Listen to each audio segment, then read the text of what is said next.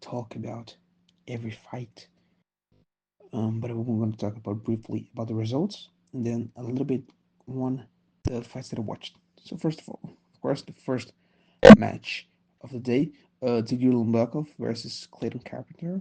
Tagir won by decision. Uh, like I thought, honestly, Tagir should be fighting ranked guys, in my opinion, because he's that good.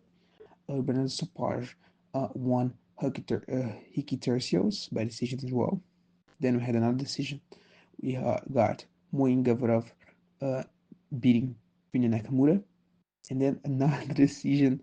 We got Alien, Alien, Alien Perez versus Carol Rosa. She won by decision and shaked her ass. Next fight, Greg Dawson got the W on Diego Ferreira. And then we had a submission to change things up from decisions. We got Bogdan Guskov, um, the real Anthony Smith. Uh, he submitted in the second round Billy Elenkara. Then we went for a KO on ground and pound from Azmat Bekov on Zach Rizzi. And then let's briefly talk about the fights that I watched, right? So started off the main event of the prelims. We got Honey Barcelos versus Peyton Talbot, the biggest underdog on the card. Honey showed experience and he showed uh, all he had, that all his life work and experience from MMA to Jiu-Jitsu was worth something. Even though I'm from Brazil, I was rooting for Peyton because I think his style is very exciting. But I think people were underestimating Honey. Honey has a lot of experience. He's a old dude. He is a stocky and strong guy, and he showed his dominant grappling style. Yeah, I'm sorry. Yes, it was kind of boring. I agree with that, but that's it. Like fighters win a fight to win, not to necessarily entertain people at the cost of their win. So, uh, well, congratulations to Hauni. I hope Aiden gets back stronger, and don't let that L get into his head. Because honestly, the fight was great. I mean, like, I'm sorry. I think Peyton still have a lot of potential, and he can still become champion, in my opinion. Um, so yeah, hope Peyton get back better. Then we have Henry DeWiller and Kevin Holland. Rayner quickly went for the grappling exchanges, and Kevin he accepted the bottom position, and he was doing kind of well. He landed some shots from his back, but it was not enough. And still on the first round, Rayner won by rear naked choke to start the main card. Then going to the heavyweights, um, we got Jailton and Spivak throwing it. They went there to fight. They went for the grappling. They went for the striking. But you know, Jotun was showing more strength and he was showing better ability. Spivak is a uh, kind of a good grappler for the heavyweight standards, but it was not enough. And but interestingly enough, Jayton Jayuton Jayuton used that opportunity to go for strikes, which I think it's great because he had opportunity that he could go for the grappling and he could go for submission. And that, of course, if it works, it works. But seeing Jayuton going for that kill and getting that KO was amazing. So, Jayuton Almeida W and book Jayuton versus Gun, like he asked. Can be in Brazil, would love to. Or can be in France, can be in America, can be a co-main event of a pay-per-view, or can be a fight night main event. Honestly, being real, I think they should put perhaps in the same card as Jones versus Aspinall, and whoever wins that will fight the winner of Jones versus Aspinall. I think that's a great idea in my opinion. So let's book it. Honestly, I think Aspinall versus Jones can be done in like um, April or May, and I think that's kind of good amount of time to heal and prepare for another. Nah, forget. That's perhaps too fast. Um, for Jailton, he can do it, but honestly, I think it's more for him to go from like June. If it happens like June or July, yeah, I think that would be a great idea. They don't have that fight that, in my opinion, was the best fight of the card. It was the amazing fight between Prohaska and Hill. You know, throughout the whole fight, we had great exchanges. We have shown both of them getting rocked, both of them feeling each single shot. We had a lot of amazing Prohaska head movement. Prohaska's movement was on point, honestly. Due to his Kyokushin training, for those that don't know, he spent the training camp on Japan training Kyokushin karate. And because of the lack of punches to the head on Kyokushin karate, I honestly thought that he would kind of be in the groove for punches, perhaps for kicks or whatever, but not for punches. But his head movement was better than ever. It looked like he was boxing all the time, you know what I mean? It was great. Prohaska's head movement was amazing. Hill's head movement and a lot of his work was amazing as well. Uh, he clearly showed that he's a great fighter when it comes to infighting. That when it comes to knees and clinch, when it comes to short punches, we're talking about close distance, we're talking about hooks, we're talking about uppercuts. That's his stuff. That's where he's the master, perhaps the best in the division, and maybe I would say pound for pound one of the best.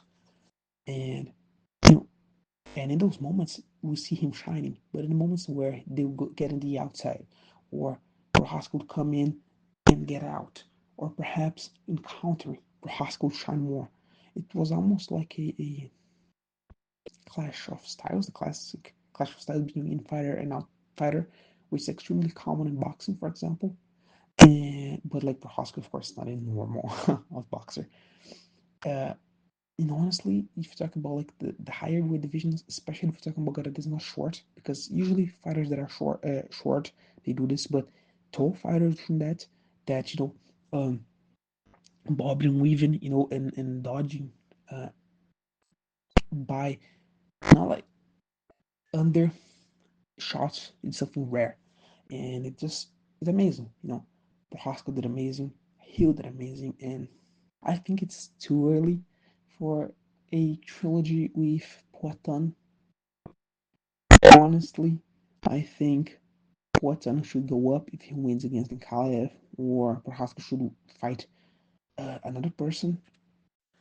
Like, cause it's just strange. Like, they really gonna go for a trilogy when you, just lost, and not long ago you lost. Not long ago, and you got one W win. We're gonna fight for the title again.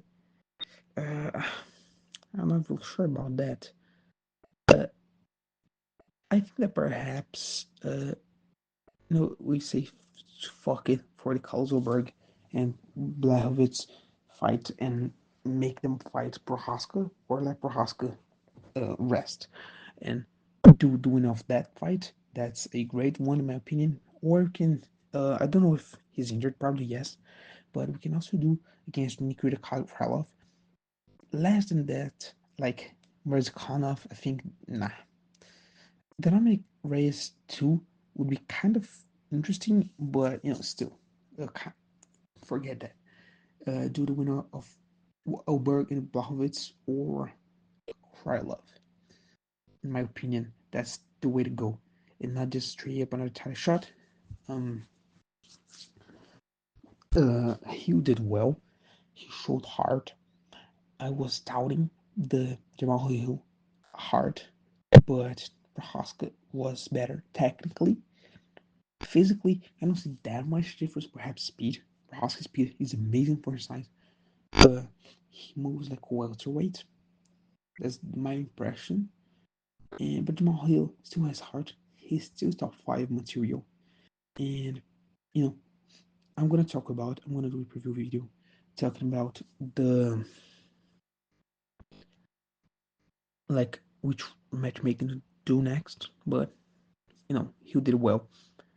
And I honestly have the impression that we are seeing a four king period in the light heavyweight division, and I think that's great.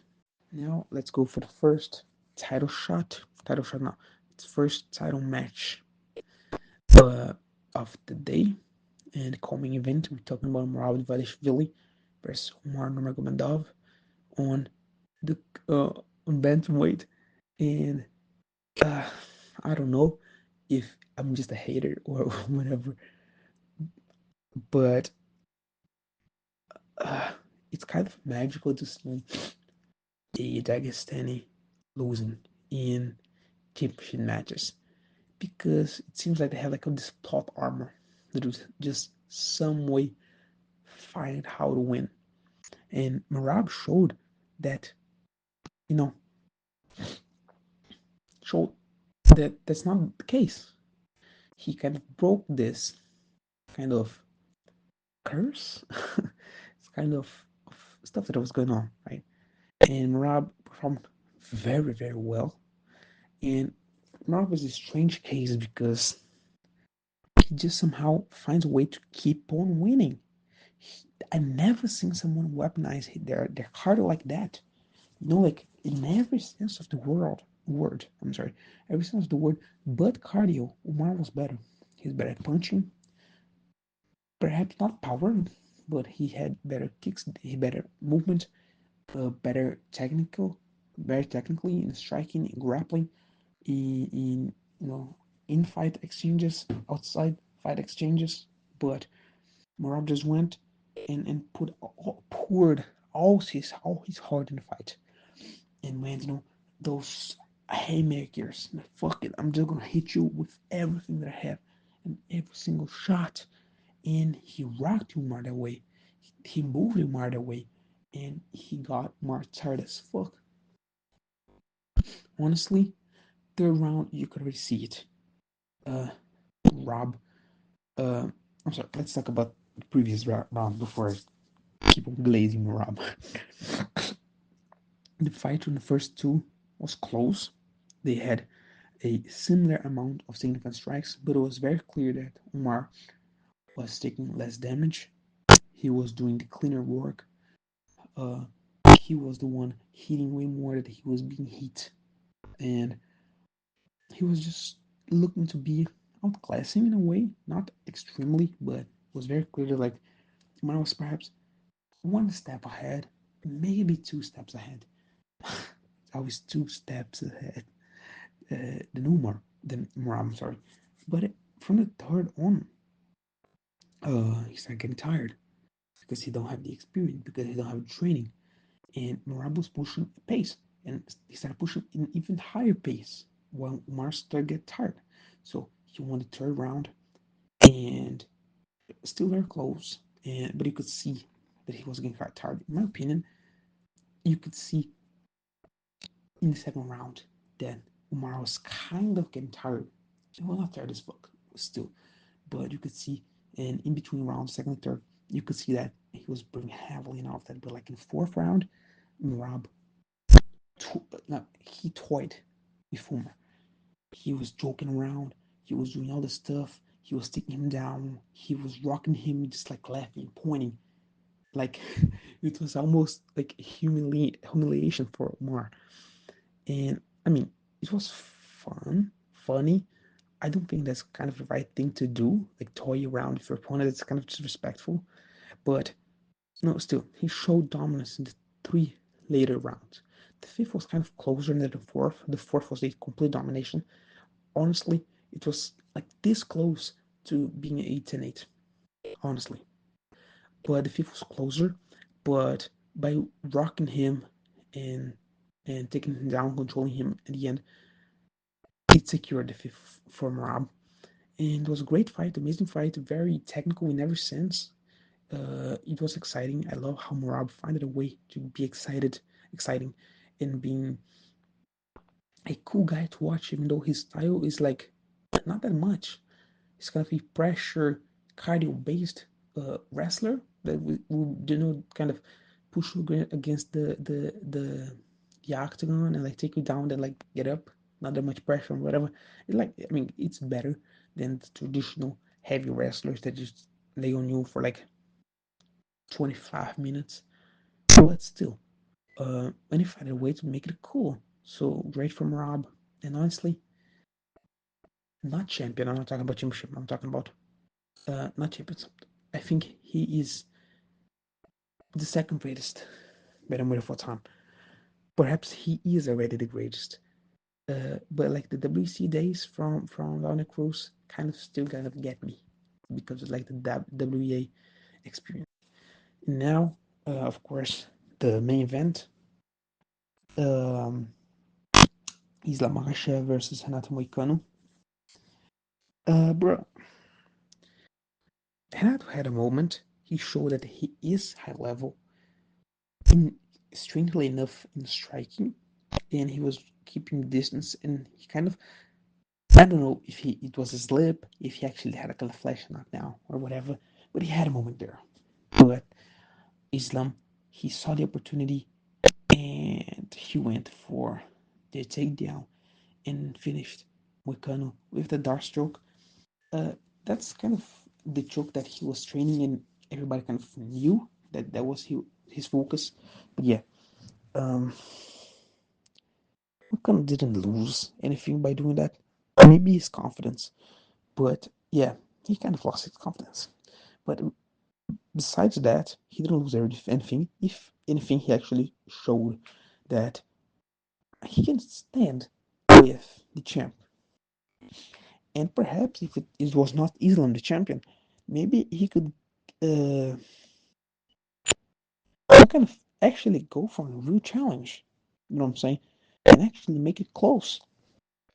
But yeah, Islam showed that unfortunately, heart-filled Brazilians with good BJJ don't have a chance with them, with him. And I look forward for his defense against Arman, and then he should go up. And I'm gonna do a separate video and still post perhaps today. But yeah, great job for Islam. A great card.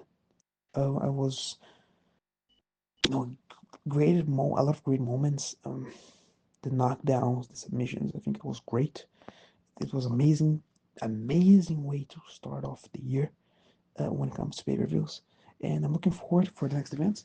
Um, Before I continue, I'm gonna release a couple more videos talking about this event, a couple more stuff, and I'm also gonna talk about other events. So if you like following MMA, kickboxing, boxing, uh, watch us, and we'll be releasing video talking about a upcoming events like 170 and in a way his next fight. So see you